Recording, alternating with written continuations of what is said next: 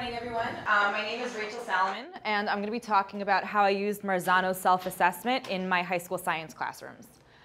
So just a quick bio about me. Right now I live in Cleveland with my husband and 2 boys. I actually am not a trained teacher. I started out with a PhD in biomedical sciences, and I was a cancer researcher and microscopist for several years. And I served as an assistant professor in biology for 2 years in New York. In that time, I developed a real interest in curriculum development and just different modes of teaching, which was hard to do as a professor who was just expected to talk at people for an hour and a half and then give them multiple choice tests. So when we moved to Cleveland, I got a job as a high school science teacher, which really gave me the opportunity to learn how to teach more as a guide on the side rather than the sage on the stage, as the college professors tend to be. And I'm actually the incoming science department chair in my high school, Fuchs, Mizrachi. So what are we talking about today? So today we're going to talk about Marzano's self-assessment.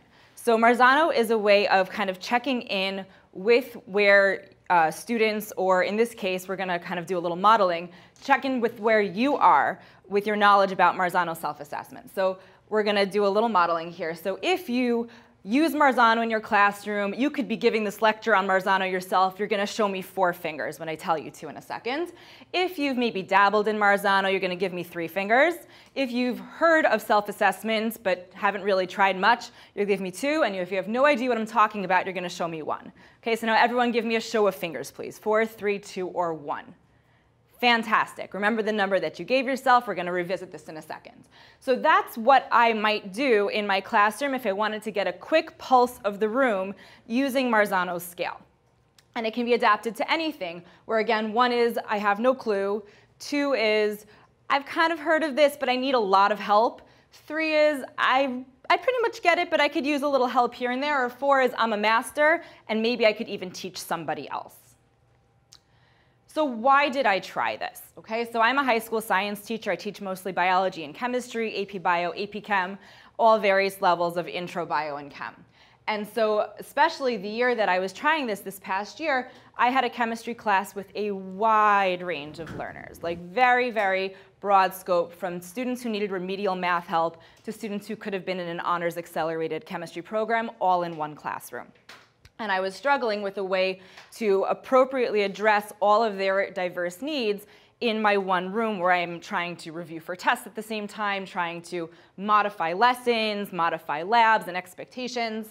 And I wanted to differentiate even beyond where we had an honors track and a regular track within the same class. But that wasn't quite enough to fully differentiate, because some units were heavily math-based, some units were more application, some units were more just conceptual, and it wasn't a clear division between honors track and regular track.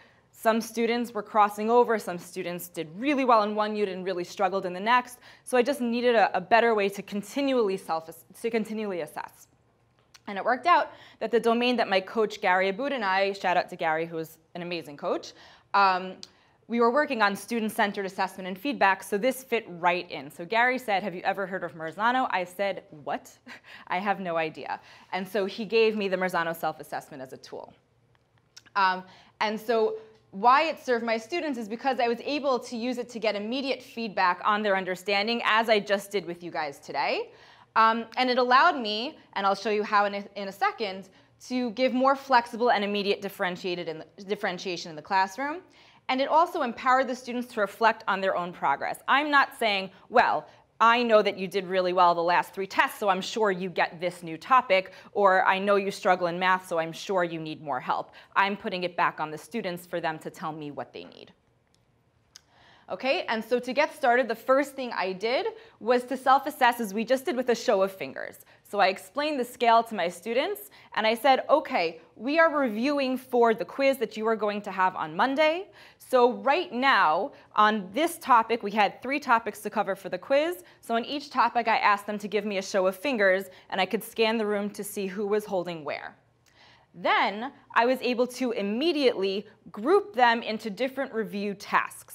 So I said, okay, first thing you're going to do is pick the topic that you self-assessed the lowest number. Okay, so out of topics A, B, and C, if you self-assessed at a 2 for B, but you're at a 3 or 4 for A and C, we're going to review B starting. Okay, that's where you're going to start. And then I said, the 3s and the 4s, here's a worksheet. Pair up 3s and 4s so you can help each other and review this topic together. If you're self-assessing at a 1 or a 2, you're going to come up to the front of the room and you're going to do the worksheet with me, because you clearly need a little bit more individual attention, and we're going to get you up to speed. Whereas if I tried to start back from the beginning with everyone in the classroom, my 3s and 4s would be bored, and my 1s and 2s would have the attention they need. Or if I just gave the worksheet to everybody, my 1s and 2s would be drowning, and my 3s and 4s would be on their own. So this way, I was very quickly able to have them self-assemble into the groups they needed. And so what happened? The students were all actively engaged in productive review. Often if I were to give a frontal review where I say, here are my bullet points on my review sheet, and I'm just going to go through them one by one, I have some kids sleeping, some kids actively taking notes, some kids lost. And so here, everyone was where they needed to be and actively engaged. By the end of the review session, I had them self-assess again. And for all 3 topics, every single student, regardless of where they were at the beginning, was assessing at a 3 or a 4. And what was amazing about this, and my coach told me, you know what, they're usually pretty accurate, they all got 100, all of them passed the quiz, which in my chemistry class was unheard of. That had never happened before. And so what really struck me was their specific feedback even before they took the quiz. They all said that it was helpful, and several of them specifically said it was the review that I needed. And this was extremely powerful to me, that they all felt that they got what they needed out of the review session. So then we said, okay, this worked. This was amazing. How can I make this better? How can I use this tool in more places in my classroom? So like I said before, I had them self-assess at the beginning and the end of the review. So I started doing that in a lesson, okay? I said, how many of you remember this topic from junior high? Okay, let's self-assess. Now we're going to learn it together with a brief lecture and then a group activity. At the end of the activity, let's reevaluate and self-assess again. And not only was I able to see how effective that activity and that lesson was, but they were able to see their progress, which was also extremely empowering and encouraging students who might say, oh, I didn't learn anything today, or oh, I don't get it. When they really were forced to think about it, they felt proud of themselves. Even if they were still at a 2, but they started at a 1, they saw an upward trend, which was really great. I also then started building 1 to 4 scales into my project rubrics. So this way, and I have a resource to show you like that in a few slides, but this way, you know, that common language of a 1 to 4 scale is just reiterated and strengthened. And so I was able to say, well, if we're going to be working on this skill, a little sentence about what a 4 would look like, what a 3 would look like, what a 2 would look like, what a 1 would look like. And the goal was for them to look at their own work and say, is this 4 level? If it's not, maybe how can I bring it up to 4 level? And then finally, one of the last things I did this year with Marzano was I built a 1 to 4 scale into their individual study plan for their final exam. So I teach a lot of 9th graders, and you know, they're new to high school, they're new to final exams. Junior high doesn't have final exams in our school. And you know, what I had done classically was give them a detailed outline with bullet points of all the topics and subtopics that would be on the final exam. Some students, that's all they need to study from. Some students feel very overwhelmed.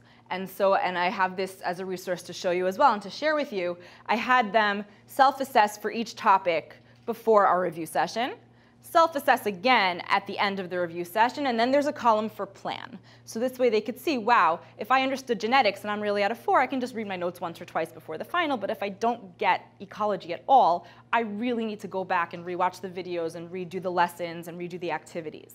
And so this way they could each have an individualized study plan. Okay, so what did I learn from using Marzano in these multiple iterations in my science classrooms? So the first thing, and I was not a believer in this, is that most students are capable of accurate self-assessment. One of the first things I said to Gary was, well, that's great, but what about the kids? You know, I have very neurotic kids who always tell me, Dr. Salamon, I don't get it. And she gets a 95 on the test, right? You know, so I was worried about a student like that who's going to tell me she's at a 2, but really she gets it. Or the student who's kind of a little bit lazy and maybe really should be doing the more challenging work, but would rather do the easier work because if it's for the same grade, why should he work so hard, right? And so I was concerned about those students.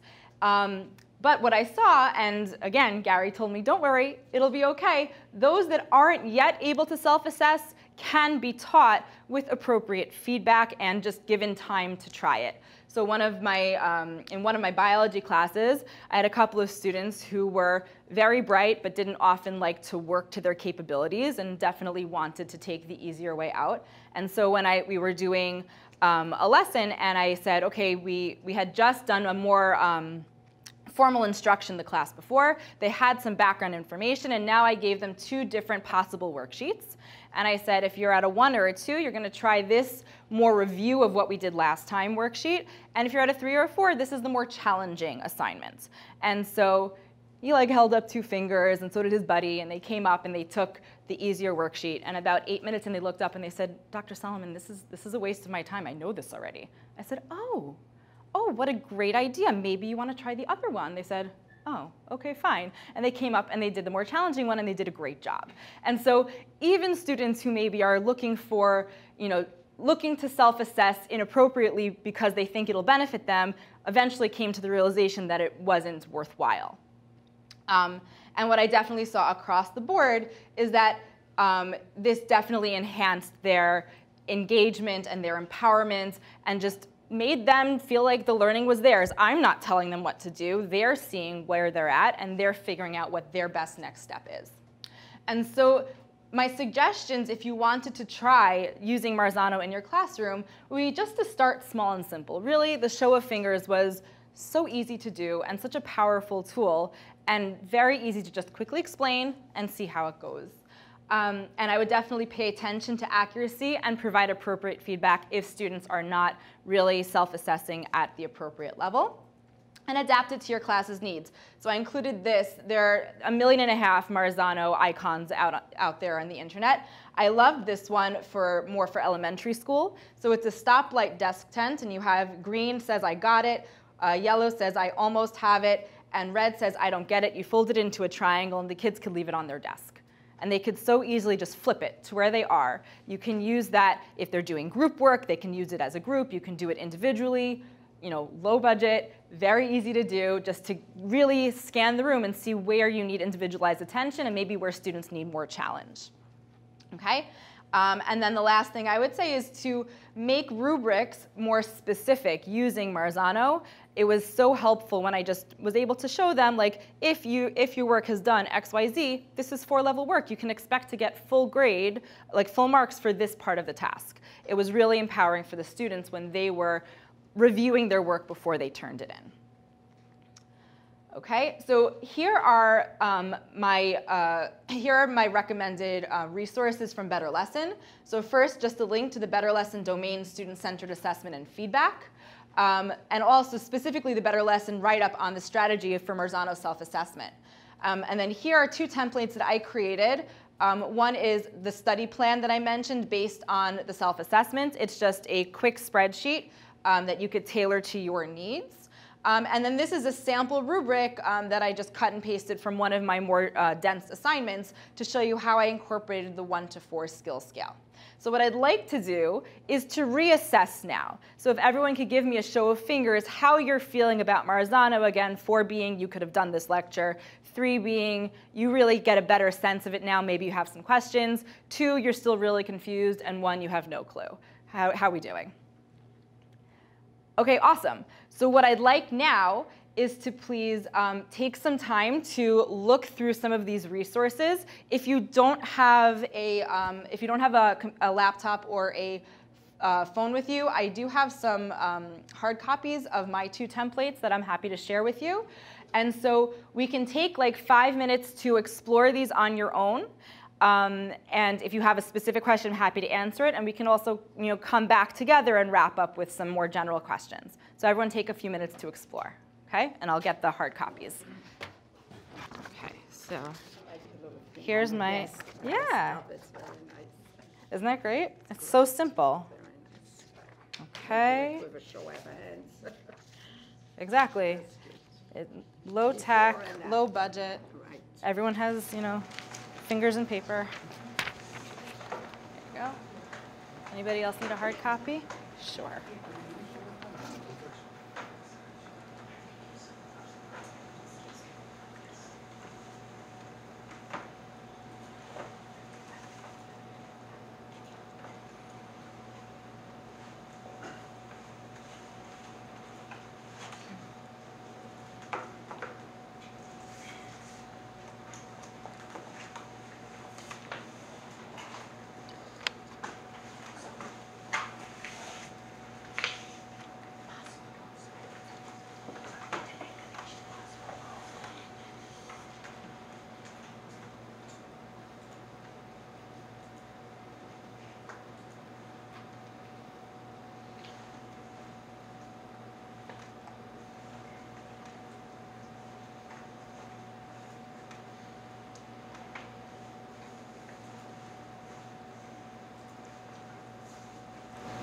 to ask you just a couple of quick questions. The first one is, how do you differentiate with the finger assessment between a content issue and a skill issue?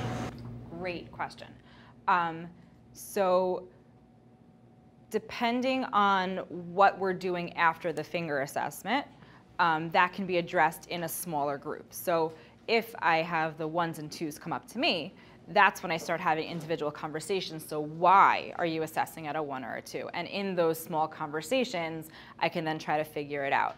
And depending on what we're doing, either if all of them have similar issues, then a small group with me is the way to go. If 4 of them are having a content issue and one of them is just blocking on that skill, I might pair that student up with a student assessing at a 4 and have that student work together with a student who really gets the skill, or vice versa. Maybe pair up students with content issues with another student. So you can really use the students who are assessing at a 4 as resources, which empowers them.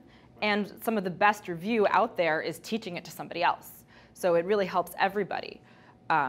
And sometimes students are much more willing to talk to a friend or a classmate and say, I just don't get this, where maybe they're not so comfortable. I mean, I hope that they'd be comfortable. Maybe they don't want to, in a larger group, say, well, this is my problem. I'm really stuck here. So if they're paired off more one-on-one with another student, that might help them too. Okay. Also, and if you were, when you're thinking about this, when you have a student who has, as you said, a skill issue versus a content issue, when do you get a kid who you can tell is really just putting forward oh, I get it, because they really don't want the attention anymore of being in that kind of situation? How do you differentiate the kid who has the attitudinal issue as opposed to? I have them do the work. Right? So if you're telling me you get it, great. Here's the worksheet. You can do it on your own, right? If they're saying, fine, I'm a 3 or a 4 now, I don't need your help anymore, great. Do the work, come back to me. And, or if I'm concerned that maybe they're going off to the back and copying from another student, okay, show me, right? And the fact that I'm able to break them into smaller groups using the self-assessment gives me the time to say, show me, right? Whereas if I was just having everybody do the worksheet and I'm spot checking, walking around the room, I'm not watching every student solve the problem. Right. So this gives me the time to give more individualized attention and really properly differentiate. Okay, good, thank you. Yeah. Any other questions that I can? Yeah. Do you give the same quiz the whole class? So in my chemistry class, where I had an honors track and a regular track in the same class, I didn't.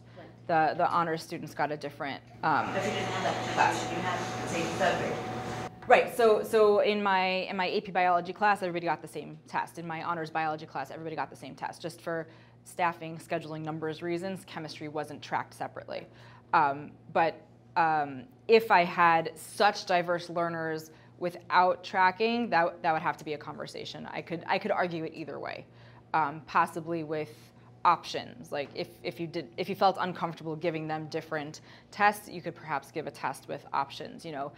Solve this problem, solve the harder problem for some extra credit, or give a student that is struggling the option to solve fewer problems or different types of problems like that. You could choose to do that. I haven't done that. Another question I was reviewing. Yeah. There's an app called Clippers. Yes. They're saying how students don't feel comfortable showing that learning in the one. Friends are at a 4. Sure. So did you use that? Do you find that students don't want to show that they're a 1? So I haven't used Plickers. I have colleagues who have. I tried the fingers and no student complained, possibly because I'm teaching high school and a lot of them were already, I introduced it in the middle of the year. It's a smaller school. I think the students were just comfortable enough with each other and also really wanted the help and were happy that in the middle of the year I kind of changed it up and asked them, right? I'm not telling them you need more practice. They're telling me what I need, and I think they really appreciated it, actually. But I would definitely keep the option of Plickers open if you thought or found or asked your students and they would be uncomfortable. It's a great option. You could also do like an entrance ticket or an exit ticket. One of the questions could be, where are you holding? And that would be another anonymous way to do it. So it's definitely something that I thought about, and I think Gary and I even had that conversation. He was like, just try it, and if it doesn't work, he mentioned Plickers, and there are other ways to do it. But you didn't find you needed it? I didn't need it. I didn't need it. The only self-assessment issue I had were the students who wanted to do the easier work when they really could have handled the challenge, and they self-corrected. I teach 4th grade and I do Marzanos, and I never had an issue with the kids having a problem. Some of them would even hold a fist. They would be like, I'm at a 0, you know, and Right. they didn't, it was just, they just wanted to review, they wanted to understand it, and it wasn't about feeling bad or embarrassed. They just really wanted to learn it, and they loved being able to get what they needed, and they felt a lot of ownership for getting that what they needed, and not have, and the 4s felt like, thank God I don't have to hear this again. Mm-hmm. And so it works beautifully. And also, if you're already building a classroom culture of we're here to learn, we're here to help, there's no shame in asking for help, then it just fits in with that really seamlessly. And I definitely had students before just saying, I don't get it. So this prevented them having to volunteer that on their own in the middle of the class. I'm asking you, do you get it? And then they're very happy to tell me no. Yeah, yeah. Hi. Good question. Yeah. Rachel, it's related to middle school. Mm-hmm. So like if you are giving students, they have raised their hand 1 or 2, and you're giving them a different worksheet, and 3 and 4 you are giving another worksheet. Mm-hmm. So because since it's a review session, so how would you go over those review sheets afterwards? Like let's say students have completed and Mm-hmm. they have some problem, 3 and 4 also, and they want you to discuss that review sheet. Mm-hmm. So in one class, how would you go with that? So because everybody's kind of doing things in smaller groups at their own pace, it gives me more time to walk around to individual groups and say, where are you good, where are your problems? Okay. Also in that particular class, and I don't see why it wouldn't work with middle school too, I actually had the answer keys available Okay. on my front desk. So that would take away the time that I would have to tell them the answers. But they had to show me a completed worksheet before I gave them the review sheet. This way they couldn't just copy and get away with it. But then they were able to check their work and say, oh, I got these 2 problems wrong, which just is a time saver when there are 20 problems to go over. And then either if it was one that 70% of the class got wrong, we'd review it together. If it was one that just this group of 2 couldn't get, then I have the time to walk around and do that with them individually. It just frees you up, because everyone's working at their own pace. There's very little frontal teaching when I break them up. It's just small group sessions. Okay, thank you. Yeah. Rachel, I have 2 Yeah. scenario questions for you. One is when you ask for the self-assessment and you get mostly 1s and 2s, what do you do? And then what do you do in the instance where the 3s and 4s finish the independent work they're meant to do while you're still caucusing with the 1s and 2s? What do they then go on to do? 2 awesome questions. So the first one is, in case everyone didn't hear it, is what if everybody's at a 1? Like, what do you do?